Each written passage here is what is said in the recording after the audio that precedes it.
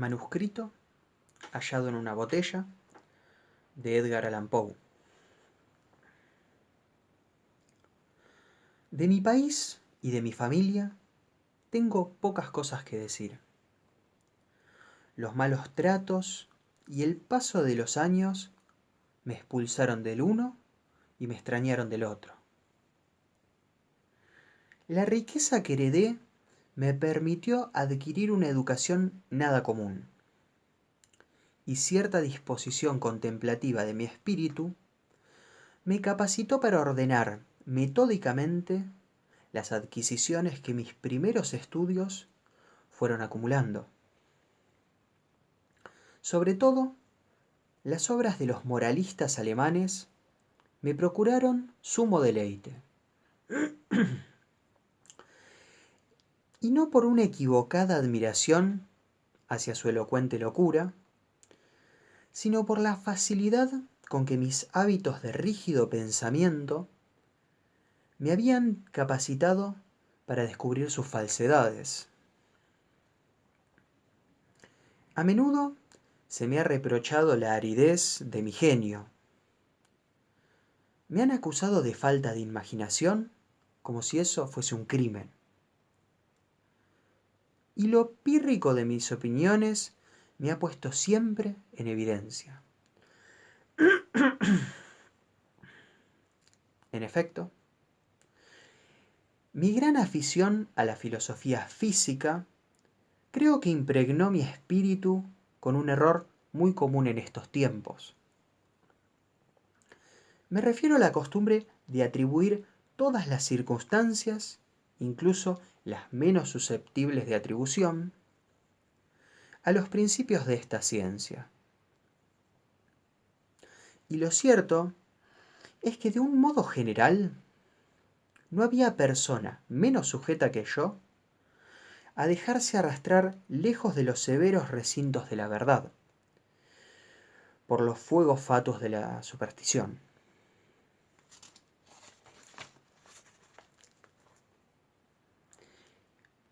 He creído conveniente dejar esto bien sentado, para que la increíble narración que voy a contar no sea considerada como el desvarío de una ruda imaginación, más que como positiva experiencia de un espíritu para el cual los sueños de la fantasía han sido siempre letra muerta y nulidad.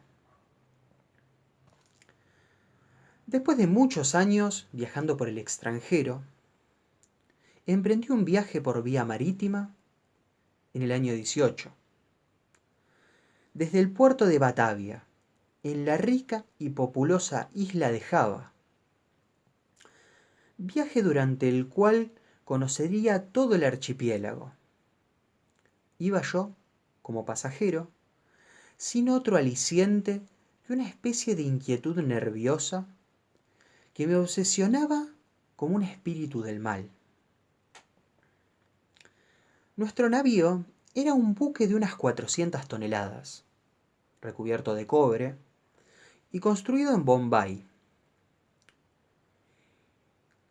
Iba fletado con algodón en rama y aceite de las islas Laquedivas. También cargábamos a bordo bonote, azúcar de palma, aceite de manteca clarificada, cocos y unas cuantas cajas de opio. La carga se había colocado mal y en consecuencia el lastrado era deficiente. Nos pusimos en marcha con ligero soplo de viento y durante muchos días navegamos a lo largo de la costa oriental de Java sin más incidente que nos divirtiera en la monotonía de nuestro rumbo que el casual encuentro con algunos de los pequeños grabs del archipiélago en el que nos hallábamos actualmente confinados. Una tarde, cuando me hallaba apoyado sobre el coronamiento, observé una nube aislada. Muy peculiar. Se divisaba hacia el noroeste. Era muy notable, tanto por su color como por ser la primera que habíamos visto desde nuestra salida de Batavia.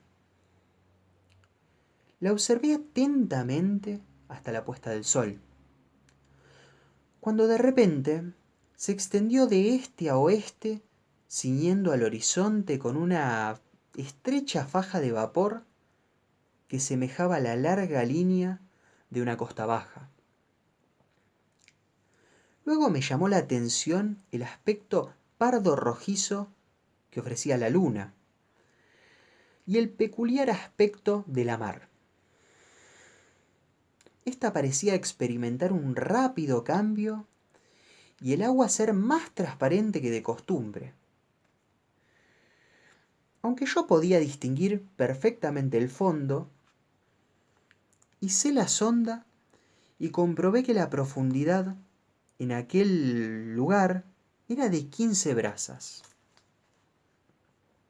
El aire se había vuelto intolerablemente caliente y parecía cargado con exhalaciones en espiral, parecidas a las que surgen de un hierro candente. Cuando llegó la noche, desapareció cualquier resto de viento. Imposible imaginar calma más completa. La llama de una bujía ardía en popa sin que se moviese en absoluto. Y hasta un largo cabello sostenido entre el índice y el pulgar colgaba, inmóvil, sin que vibrase en lo más mínimo. Sin embargo, aun cuando el capitán dijo que él no percibía ninguna indicación de peligro, y cuando derivábamos hacia la costa, mandó aferrar las velas y arriar el ancla. No se apostó vigía y la tripulación, compuesta en su mayor parte por malayos, se tendió deliberadamente sobre la cubierta. Yo bajé, no sin experimentar cierto presentimiento de desgracia de todas formas. En efecto, todo me indicaba la probable presencia de un simoún. Hablé con el capitán de mis recelos, pero no hizo caso de lo que yo le decía, y se alejó de mi lado sin dignarse a darme siquiera una respuesta. Sin embargo, mi inquietud me privaba de dormir, y así, hacia la medianoche, subí a cubierta. Al poner el pie en el primer peldaño de la escala de toldilla, me sorprendió un fuerte ruido, algo parecido a un potente zumbar, como el que producen las rápidas revoluciones de la rueda de un molino, y antes de que yo pudiera averiguar su significado, noté que el barco trepidaba en su parte central. Al poco rato, una tremenda oleada de espuma nos hizo escorar y precipitándose por encima de nosotros, de proa a popa, barrió todas las cubiertas desde la roca hasta el escudo. La extremada furia de la ráfaga fue en realidad la salvación del buque. Aunque se hallaba completamente anegado, como los mástiles habían ido a parar al agua por encima de la borda, se puso a flote un minuto después, lentamente, escorando a ambas bandas durante unos momentos bajo la presión de la tempestad, hasta que finalmente se logró nivelar.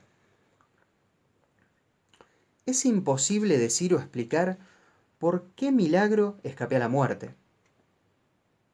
Aturdido por la fuerte sacudida del agua, me encontré, al recobrarme, medio estrujado entre el estambor y el timón. Con grandes dificultades logré ponerme en pie y mirando aturdidamente a mi alrededor, me sobrecogió la idea de que quizás nos encontrábamos entre rompientes.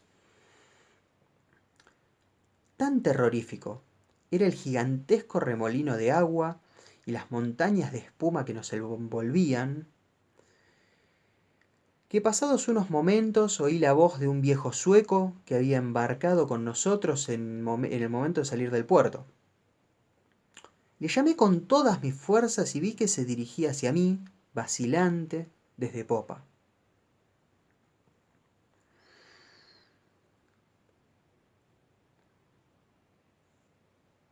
Muy pronto, descubrimos que éramos los únicos supervivientes del siniestro. Todo cuanto había a cubierta, a excepción de nosotros, había sido completamente barrido por las olas.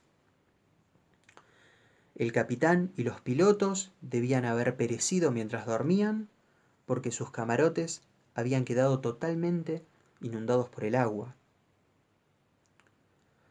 Sin ayuda, poco podíamos hacer para salvar el buque y nuestros esfuerzos quedaron paralizados desde el primer momento ante la evidente probabilidad de que íbamos a hundirnos. Nuestro cable se había partido como un bramante bajo el primer soplo del huracán. De lo contrario, hubiésemos naufragado instantáneamente. Navegábamos viento en popa con espantosa velocidad y el agua saltaba limpiamente por encima de nosotros. La estructura de la popa se hallaba parcialmente destrozada y casi en todo lugar padecíamos graves averías. Pero con gran alegría descubrimos que las bombas no se habían atascado y que el cargamento tampoco se había corrido. El ataque más violento de la tormenta había pasado y la violencia del viento ya no ofrecía mucho peligro.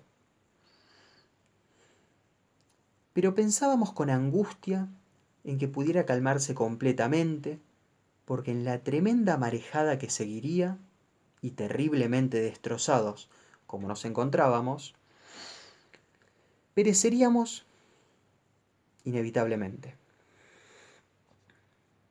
Sin embargo, aquel temor tan verosímil no parecía que pronto fuera a hacerse realidad.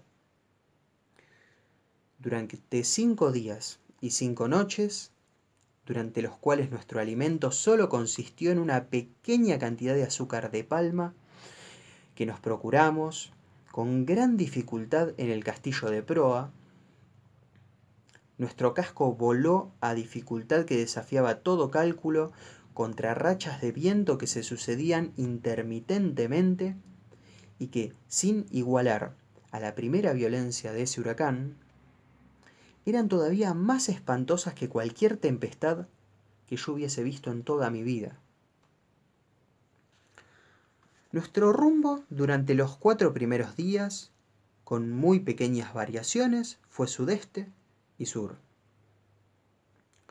Bien podíamos ir a parar de aquel modo a las costas de Nueva Holanda. Al 5.º día de deriva, el frío se hizo muy extremado. Aun cuando el viento había saltado más hacia el norte. El sol salió con ligero tinte amarillento y ascendió unos cuantos grados en el horizonte sin emitir una decisiva luz.